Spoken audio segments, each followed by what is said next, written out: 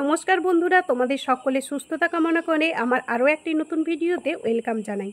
প্রথমেই ভাবছো মিষ্টি দিয়ে কেন ভিডিওটি স্টার্ট করলাম। 24শে সেপ্টেম্বরের ভিডিওটি আজকে তোমরা দেখছো, আর ওই দিনটি ছিল আমার জন্মদিন।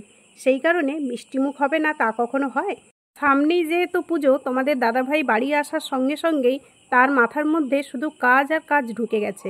এমনিতেই যখনই আসে কাজকর্ম করে, তারপরে যেহেতু সামনেই পুজোর জন্য চারিদিকে বাড়ি ঘর ঝাড় পোছ এইসব করতে করতে সময় কেটে যাচ্ছে।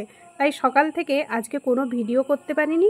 আবার কি জন্মদিনটি যে আজকে আমার, সেটা হয়তো তোমাদের দাদাভাই ভুলে গেছে তাও মনে হচ্ছে। সকালে উঠে একবারই শুধু হ্যাপি বার্থডে বলে দিয়েছে, তারপরে তো খাওয়া দাওয়া নর্মালভাবে হয়ে গেছে। ছেলেকে শুধু বলছে রাত্রিবেলা কেক এনে একটু সুন্দর করে অনুষ্ঠান করব। তো যাই হোক, বিকেলবেলা খাওয়া দাওয়ার পরে একটু দুজনের মধ্যে মনোমালিন্য হওয়াতে পুরো প্রোগ্রামটাই তোমাদের দাদাভাই ক্যান্সেল করে দিয়েছে। আমিও রেগে আছি একদিকে, তোমাদের দাদাভাইও। সংসারে যেমনটি হয় আর কি, টুকটাক হাতাখুন্তির মতো। হঠাৎ দেখি ছেলেকে নিয়ে বাজার বেরিয়ে গেল। তারপরে তোমরা নিশ্চয়ই জানো তোমাদের দাদাভাই বাজারে যাওয়া মানে গরম মিষ্টি।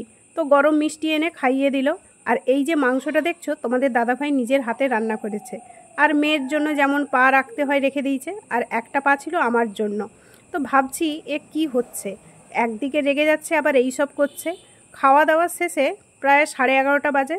হঠাৎ বলছে কালকে এক জায়গায় যাব, ব্যাগপত্র গুছিয়ে ফেলো। এই রকম পুরো প্যাকিং করে উঠতে 12:30 পৌনে 1 হয়ে গেছে। কোথায় যাব কোনো কিছুই বলছে না। ছুটি আসার আগে বলেছিলাম আমি আর ছেলে এক জায়গায় ঘুরতে নিয়ে যেতে হবে, অনেক দিনই কোথাও বেরোনো হয় না। তো দীঘা বলছিল, আমি আর ছেলে ক্যান্সেলই করে দিয়েছিলাম, কারণ লোকেরা দূর থেকে আমাদের এই কাছে দীঘাতে আসে, আর আমরা কাছে থেকে কেন দীঘাতে যাব। তো যাই হোক, তোমাদের দাদাভাই তো কিছু না বলে মোটামুটি প্যাকিং করে নিল। তো আমরা পরের দিন বেরিয়ে গেছিলাম সকালবেলা। তো পরের ভিডিওগুলো তো আসছে, খুবই ইন্টারেস্টিং হতে চলেছে। কোথায় গেছিলাম না গেছিলাম তোমরা যদি কোনো আইডিয়া করে থাকতে পারো অবশ্যই কমেন্টে জানিও। আর কোথায় গেছিলাম তার ভিডিওগুলো তো পরপর আসছে, খুবই ইন্টারেস্টিং হতে চলেছে। কেউ কিন্তু কোনো মিস করবে না, পরপর ভিডিওগুলো আসছে। আর আমি ছেলে মোটামুটি রেগেই ছিলাম কয়েকদিন ধরে, শুধু দীঘা ছাড়া অন্য কোথাও মনই করছিল না। তো আমি তো মোটামুটি তোমাদের দাদাভাইকে যাই তাই মুখে আসছে বলে যাচ্ছি, বলছি তোমার মধ্যে কোনো রস কস কিছুই নেই, সুপারি। তারপরে বলছে সুপারিও যে কখনো কখনো কাজে লাগে বা দরকার হতে পারে সেটা আমি দেখিয়ে দেবো। তো আজ তবে এই পর্যন্ত, পরের ভিডিওর জন্য অপেক্ষা করো। আজকের মতো টাটা।